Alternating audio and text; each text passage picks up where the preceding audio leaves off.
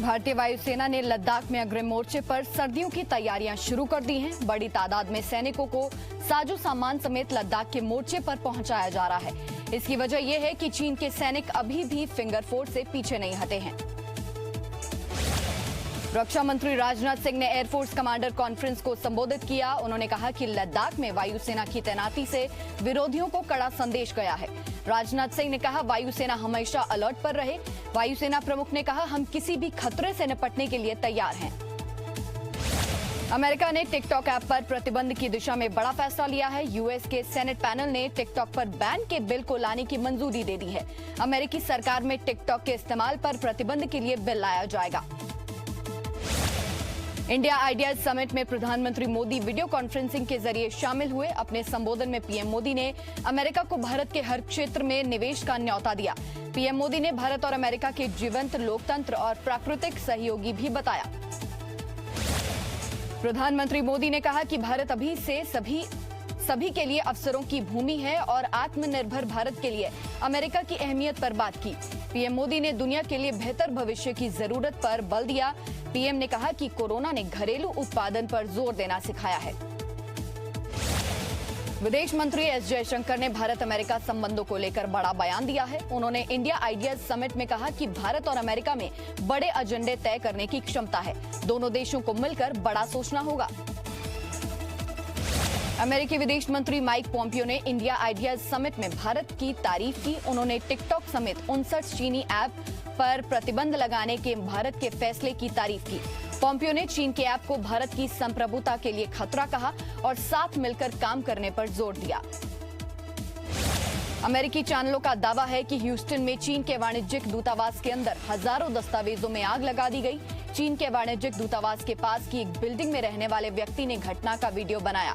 इसमें साफ नजर आ रहा है कि दस्तावेज में आग लगाई जा रही है। इन्हें आग में डाला जा रहा है।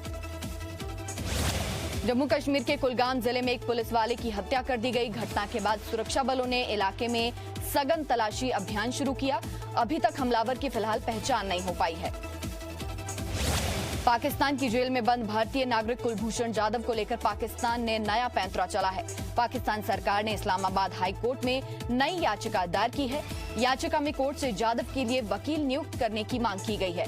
भारत सरकार से विचार किए बिना ये कदम उठाया गया है। पीएम मोदी आज मणिपुर के लिए पानी सप्लाई की परियोजना की आधारशिला रखेंगे। परियोजना 2024 तक हर ग्रामीण परिवार को सुरक्षित और पर्याप्त पेयजल उपलब्ध कराने के लिए केंद्र सरकार के हर घर जल मिशन का हिस्सा है। गृहमंत्री अमित शाह ने बीजेपी के वरिष्ठ नेता लालकृष्ण आडवाणी से उनके घर पर मुलाकात की। दोनों नेताओं में 30 मिनट तक चर्चा हुई। सूत्रों के मुताबिक ये चर्चा राम मंदिर को लेकर हुई। 24 जुलाई को लालकृष्ण आडवाणी की बाबरी विध्वंस केस में विशेष अदालत में पेशी होगी। अयोध्या मामले में आज बीजेपी के नेता मुरली मनोहर जोशी की पेशी होगी। जोशी सीबीआई की विशेष अदालत में अपना बयान दर्ज करवाएंगे।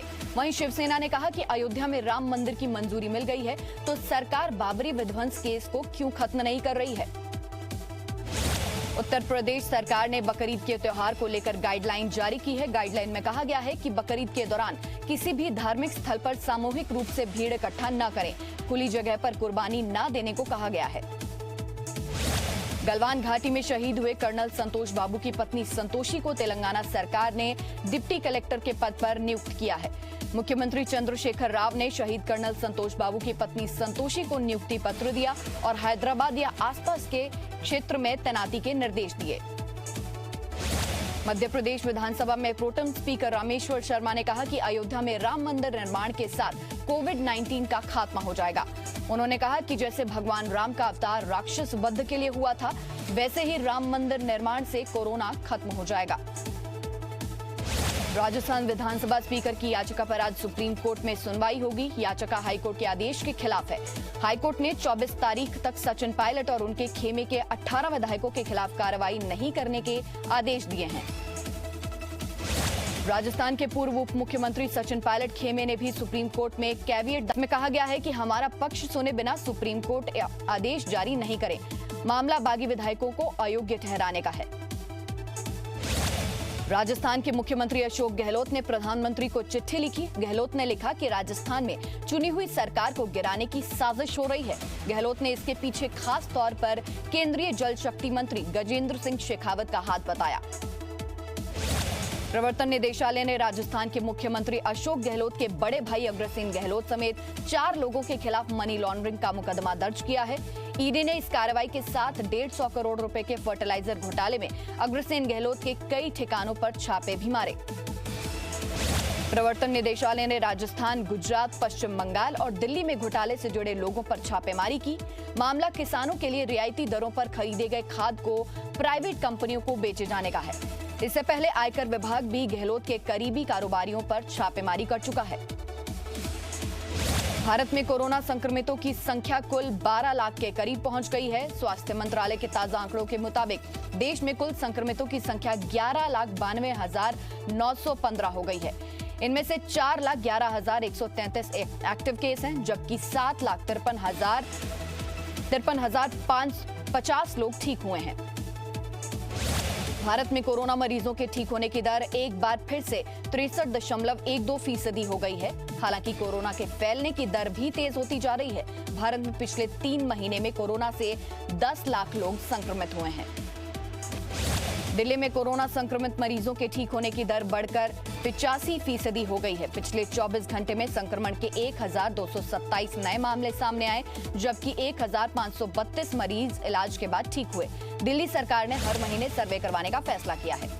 महाराष्ट्र में कोरोना के मरीज बढ़कर 3,37,000 से ज्यादा हो गए हैं। पिछले 24 घंटे में महाराष्ट्र में 10,500 नए मामले सामने आए। महाराष्ट्र में अब तक 1,87,769 मरीज ठीक हुए हैं। मुंबई में कोरोना मरीजों की संख्या 1,04,678 हो गई है। मुंबई में पिछले 24 घंटे के दौरान कोरोना से 58 मौतें हुई हैं। धारावी में पिछले 24 घंटों के दौरान कोरोना के 5 नए मामले सामने आए। मणिपुर में आज दोपहर 2 बजे से 14 दिनों का लॉकडाउन शुरू होने जा रहा है। राज्य सरकार ने कोरोना के बढ़ते मामलों को देखते हुए ये फैसला लिया है। राज्य में कोरोना से 2015 लोग संक्रमित हो चुके हैं। हिमाचल प्रदेश की राजधानी शिमला में चीन में बनी राखी का बहिष्कार किया जा रहा है। यहाँ की बहनें घर में बनी राखी को अहमियत दे रही हैं। इनका कहना है कि सीमा पर चीन की हरकत के बाद वो चीन में बनी राखी नहीं खरीद सकती। सुशांत सिंह राजपूत की आखिरी फिल्म दिल बेचारा आज रिलीज हो रही है। इससे ठीक पहले बॉलीवुड में उनके लिए डिजिटल कैंपेन चलाया गया। कैंडल फॉर SSR कैंपेन को 11 लाख से ज्यादा समर्थन मिल चुका है। असम में बाढ़ की वजह से 2 और लोगों की मौत हो गई। राज्य में बाढ़ से अब तक 89 लोगों की मौत हुई है। असम में बाढ़ से 26 जिलों के 26 लाख से ज्यादा लोग प्रभावित हुए हैं। 45,000 से ज्यादा लोगों को अब तक राहत कैंपों में शिफ्ट किया गया है। असम में हो रही बारिश थमने का नाम नहीं ले रही। कल ब्रह्मपुत्र नदी का जलस्तर खतरे के निशान से 8 सेंटीमीटर ऊपर बहा। प्रभावित इलाकों में आपदा प्रबंधन की टीम तैनात है। असम में बाढ़ से निपटने के लिए केंद्र सरकार 346 करोड़ रुपए की मदद का ऐलान कर चुकी है। बिहार के 10 जिले बाढ़ से प्रभावित है। राज्य में 4 लाख से ज्यादा लोगों पर बाढ़ का असर पड़ा है। लगातार बारिश के बाद मौसम विभाग ने पूर्वी और पश्चिमी चंपारण, गोपालगंज, वैशाली, सीतामढ़ी और दरभंगा के लिए अलर्ट जारी किया है। बिहार में बाढ़ को लेकर नेता प्रतिपक्ष तेजस्वी यादव ने नीतीश सरकार पर पूरी तरह से फेल होने का आरोप लगाया। उन्होंने कहा कि कोरोना जैसी महामारी से लोग पहले से ही परेशान थे और अब बाढ़ से लोगों की हालत और खराब हो गई है। बिहार के मोतिहारी जिले में तिलावे नदी पर बने बांध को बड़ा नुकसान हुआ है। स्थानीय लोगों का कहना है कि ये बांध 70 फीट दूर तक टूट गया है। बांध टूटने से नदी का पानी आसपास के गांव में घुस रहा है। प्रशासन की टीम लोगों को राहत पहुंचाने में जुटी है। नेपाल में बाढ़ में फंसे एक बाइक सवार का वीडियो वायरल हो रहा है। धादिंग में एक युवक की बाइक बाढ़ के पानी में बहने लगी। आसपास के लोगों ने मुश्किल से उसे बचाया। नेपाल में भारी बारिश की चेतावनी दी गई है। नेपाल में हो रही बारिश से गंडक नदी का जलस्तर खतरे के निशान को पार कर चुका है। यूपी के महाराजगंज जिले में बाढ़ का पानी बढ़ता जा रहा है।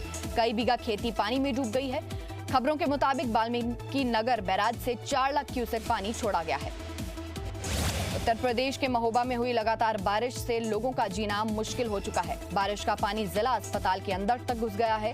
मरीजों को भारी दिक्कतों का सामना करना पड़ रहा है। लोग प्रशासन से नाराजगी जाहिर कर रहे हैं। गाजियाबाद में पत्रकार विक्रम जोशी की हत्या के लिए उनके परिवार ने यूपी पुलिस को जिम्मेदार बताया। जी न्यूज से विक्रम के परिवार ने कहा कि थाने में लगातार शिकायत के बाद भी पुलिस ने कोई कार्रवाई नहीं की। पत्रकार विक्रम जोशी को भांजी से छेड़छाड़ का विरोध करने पर सोमवार रात गोली मारी गई थी। यूपी सरकार ने गाजियाबाद में पत्रकार विक्रम जोशी के परिवार को 10 लाख रुपए के मुआवजे देने का ऐलान किया है। साथ ही पत्नी को सरकारी नौकरी और बच्चों को फ्री शिक्षा देने का भी वादा किया गया है। पत्रकार के परिवार ने सुरक्षा की मांग भी की थी, जिसे मान लिया गया है। मुंबई पुलिस की क्राइम ब्रांच ने फेक फॉलोअर्स मामले में एक और गिरफ्तारी की है। पुलिस ने कासिफ मंसूर नाम के व्यक्ति को गिरफ्तार किया है।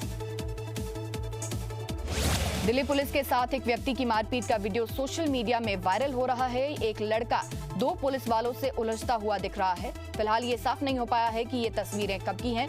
मामला जांच किया जा रहा है। यूपी के मेरठ में मां बेटी की हत्या कर शव को घर के अंदर दफनाने का सनसनीखेज मामला सामने आया। गायब होने के बाद सहेली ने मुकदमा दर्ज करवाया था। आरोप शमशाद नाम के व्यक्ति पर है। इस पर नाम बदलकर शादी करने का आरोप है। राजस्थान के नागौर जिले में सड़क हादसे में 6 लोगों की मौत हो गई। हरियाणा के फतेहाबाद से आ रही स्विफ्ट कार नागौर की तरफ से आ रही एक गाड़ी से टकरा गई। हादसे में दोनों गाड़ियों के परखच्चे उड़ गए।